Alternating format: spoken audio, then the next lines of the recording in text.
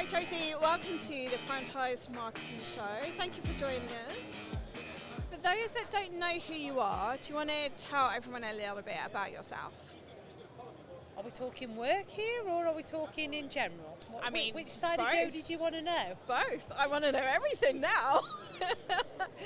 Okay, so I'm Jodie Marsh. I'm the Commercial Director for Elite Franchise. Elite Franchise is part of CMG Media. Obviously, I'm responsible for the franchise side of that. Won't talk about the other side because I don't really know all that much about it, if I'm being totally honest. Okay. So we host online the biggest, probably most prevalent, let's say, content platform for the franchising community. Similarly to the mail online for franchise, so anything to regarding with news, whether you're a franchisee, prospective franchisee, anything like that, it's all on there, and also franchisors. But probably what we're best known for is the EF 100 Awards, which are hosted once a year, and obviously the after parties that we do alongside Business for Sale. Yeah. That's where all the fun is, let's be honest. Okay, so how did you get into that? Into Elite? Into Elite Franchise? Yeah. Funny story. Well, not a funny story really. I worked, probably for most of my life, I've worked at Yale. So I did like 15 years at Yale working in marketing. Then I did 2 years at Checkatrade, which is where I kind of got involved with the franchise community, but from a franchisee level. Okay. So I dealt with a lot of the trade franchises. Yeah. So anybody from like Lockforce all the way to like More Than Loft Ladders, diverse, but more on a franchisee level. Okay. So when I left Checkatrade and went to work at Radius, which is like a fuel and telematics company, quickly realised that wasn't for me. Right. I went to work with one of my old bosses from Yale, a couple of my old bosses, and just it wasn't for me. And then randomly, this job appears on my LinkedIn. I can't even remember now what the job was titled, but I know that it wasn't about franchising. And I can remember reaching out to Scott.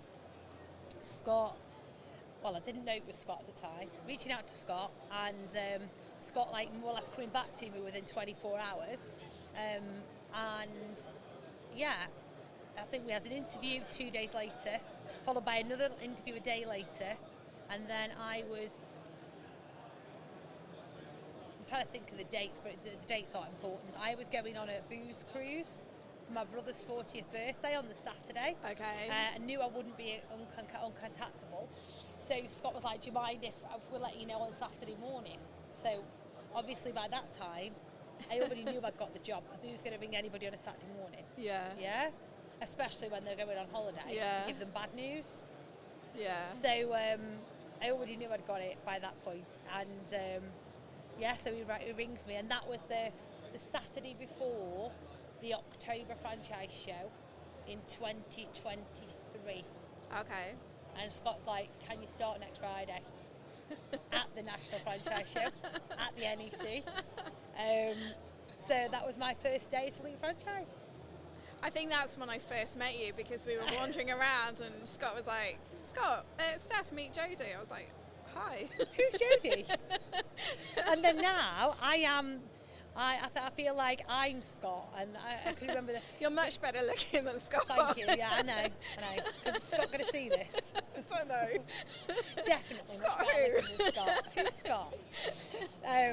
But like now, I walk around this show, and fast forward, it's not even 2 years ago. It'll be 2 years this October since I first started, and I walk around now and I can't get further than 5 foot without somebody stopping me or speaking to me or trying to drag me onto podcasts that I really don't want to do. You're very welcome. I think that's a testament to the franchising community as a whole. It's so friendly, and friendly is the big thing. Everybody is so welcoming, is so lovely and so helpful. It's just It's not like anything you've ever experienced before. No. I don't think. No, right. And everybody wants everybody else to do well Yeah. and to succeed and be good at what they do. Although there's a little bit of competition, it's always friendly competition. Yeah. You It know. is, yeah, it's very much that community, and as you say, people want everyone to succeed. Yeah. It's the industry, like the industry is strong, and we're stronger together, aren't we? Definitely. Yeah. Definitely. So in terms of like the kind of things that you offer to franchisors, what is the benefit of a franchisor working alongside you at Elite? Probably the short answer to that would be brand awareness. So you can build your brand through Elite Franchise, and obviously communicating your message out there. There's so many brands that I speak to that just aren't getting, their message out there, telling the story of them, telling the story of the franchise, or they've just got everything all wrong. What we can do here is help get that message out and build your brand awareness at the same time. That's on an ongoing basis, I would say, with regards to Elite Franchise Online. Okay. The big thing, the big thing that I would encourage anybody to do is enter the awards, because whether you are, just starting out or whether you were well-established brands, everybody has, due to the criteria of the awards, the same opportunity as anybody else. And because the awards are judged externally, it's not anything to do, other than the fact that we run it, we aren't involved with the judging. So we just send the applications to the judges that have their votes on there, and they're all external to Elite Franchise, so it's not like we have any control and we can influence the results. It's purely based on what you write on that application and the scores that you're given by the external judges. Yeah. Are there ever any surprises for you in the top 100? Bearing in mind this is my first year of actually solely being responsible for them. Everything's a surprise. Everything was a surprise, yeah. I think the big surprise for me, I would say, this year is probably people being disappointed with the result, right?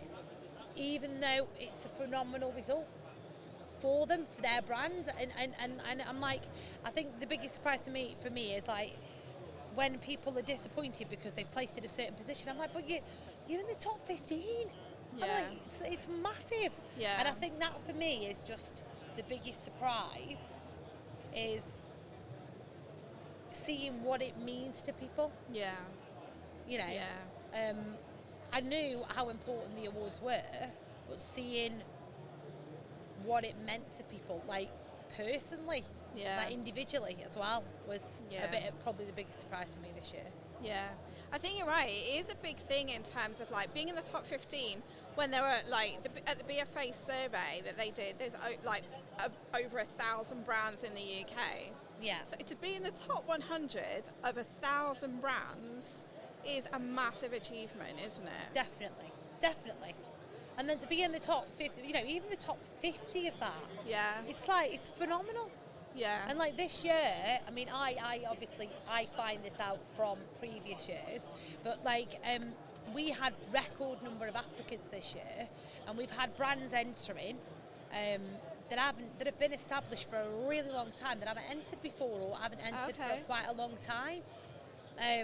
So that's obviously changed the 100 quite a bit, changed positions and ruffled things around a little bit as well. Yeah, keeping people on their toes. Yeah, definitely. But it's like I ring people. I've made it my mission this year to ring everybody and have a conversation with everybody, and I promised everybody feedback, whether it be good or bad. So I can honestly, hand on heart, say that anybody that's asked me for feedback has had it. Because ultimately I want them to be able to, get better, improve, do whatever else they need to, and get the feedback from us. Because after all, they take such a long time and a lot of effort to put these applications together. The least we can do is give them the feedback on it. I know. Scott I write will kill me for saying that, by the way. I've written enough of those entries to know. Yeah, he'll be like, you're just making yourself hard work. I'm like, no, it's okay. And the other aspect of what you do, obviously you're involved in EWIF as well, encouraging women into franchising. How have you got involved in that, and what is your partnership? So mine, it was the first year for me, so I know prior to that Scott's been involved in it before, but I was involved with it this year, and I will be totally honest, I didn't know an awful lot about EWIF before I got asked to be involved with it. So when I did a bit of research on it beforehand, because I was like, okay, what's the difference? Because as you've been in franchising for quite some time now, yeah? If you imagine, I've only done 18 months. Yeah. So a lot of the stuff that comes in, I'm like, okay, well, what's the difference between this and that? So, for example, EWIF and EWIB. Yeah. What's the difference between the two? So I had to go off and make sure I was aware of that. So from an EWIF perspective, what I love is the fact that it supports and tries to encourage women into franchising, and once they're in, then supports them when they're there. I mean, I've not noticed it myself, but I've heard some women out there that they feel like the men tend to dominate it a little bit. I've not noticed that at all. If anything, I'd say that women are now holding their own in franchising. Whether that's to do with EWIF, let's say it is, but maybe it's not. But I just love anything that's gonna power to the women. Yeah. Yeah. And you were involved in the awards event, event for EWIF as well, weren't you? What did that involve for you? It involved for me? Apart from a lot of anxiety and panic. Really? I'm taking you there, Jodie. Okay, you want the truth? Okay, so I stayed in the worst hotel on this planet, right? I think we talked about this on the night, didn't we? It was like a youth hostel in the middle of Leeds somewhere, and to the point that I had a little plastic caravan shower with a toilet in the bedroom. It was awful. So anyway, so we won't talk about that. But EWIF for me, I presented an award on the day. Through the actual day, but on the evening before, obviously I shortlisted the nominations, which anybody that was there would know was my first ever public speaking. Yeah. And you did it really well. I know you don't believe that, but you did do really well, genuinely. Well, we'll see. I haven't actually seen any video footage of it yet to replay it, so thankfully I've got away with that. But yeah, so it was great. And you know what was really good about it? That even though it was my first public speaking thing, and I got up and I told everybody that it was, everybody was really supportive. Yeah. I mean, I might have been absolutely bloody shit, right? But nobody was going to tell me that I was bloody shit up there, because everybody wants everybody to do really well. Again, the franchising community, and it will support people and lift people up all the time. Yeah, that's definitely what I've picked up over the last 8 or so years that I've been involved, is that people want you to do well, they want you to succeed, and they will help you to do that as well. So you, on that occasion, you stepped way out of your comfort zone, and you did really well. I know you don't fully believe that, but you did do really well. What would you say to a woman who may be thinking about doing something in the franchise industry, whether it's to start a franchise or to franchise a business, and sees her kind of comfort zone here and knows that she has to step out of it? What advice would you give to her? I'm going to quote a conversation that I had with Pip on Monday night, right, while we were doing the secret filming for the awards evening, because me and Pip were talking about my presentation at EWIF, because Pip was there and helped me support it, but also my hosting of the EF 100 Awards evening, because obviously that's coming up March the 13th. If you haven't got your tickets, get them booked. Nice and plug. that'll be my first time hosting anything. And we were talking to Pip, because Pip, as some people probably know, had a lot of confidence issues when she first started Yeah. presenting and stuff. So there is a point to this story. The conversation that we had, and I will quote it, are, pull up your big girl pants and do it. Yeah. Yeah? Yeah. Disclaimer, Pip doesn't wear big girl pants, by the way. We did actually have to have that in, but your little girl pants. Yeah, the other aspect of it is like feel the fear, but do it anyway, and just like get out there. Pull up your pants. Yeah. It's funnier. Big girl pants. I am a big girl, a big pant wearer, and I do pull them up. So for a woman who is kind of coming into the franchise industry, what top 3 things would you say to her in terms of being able to connect with the right kind of people? Put yourself out there, because excuse me, the more events that you can get to, you know, I'm not saying go out and spend money exhibiting unless you've got that budget behind you, but get yourself out there, get yourself to the events, get yourself to as many parties and as many things that you can do. Get your face out there, start meeting people, because these people are the people that will, one, support you and help you, and two, share best practice was the word I was going with that. So yeah, get yourself out there. True. What would be, so the number one, get yourself out there. Don't ask for help if you need it, and don't try and take on too much. Yeah, because So ask for help. Look, don't. don't try and do it all yourself. Ask Yeah. for help. There's people out there that'll help you. They'll give you advice. Yeah. And number 3, just pull up your big girl pants and do it. Which goes back to your earlier comment. Yeah, they would be my 3 things. Yeah. The thing is that you can do it. You just need to push yourself out there and do it. Yeah. What do you think are the biggest things that hold us back as women? Women, confidence, imposter syndrome, It's a big one. family. That's what I would say the 3 biggest things are. One is women have constantly been told over the years that that's a man's job, men should be doing that. It's been ingrained in them over the years, so that they just think they're not confident enough to go out there and do stuff like that. Number 2, obviously imposter syndrome, massive. I mean, it affects me even now. And Okay. you've probably seen it, the whole heat Yeah. thing. I'm like, I'm no good at that, no good at that, no good at that. So there's that, and then the 3rd one is your family, because I just think there's one of a really good friend of mine, whose name we shall not mention, has got a really high up job at a cyber security company, right? And she earns mega money, mega money, but she is out of the country a lot.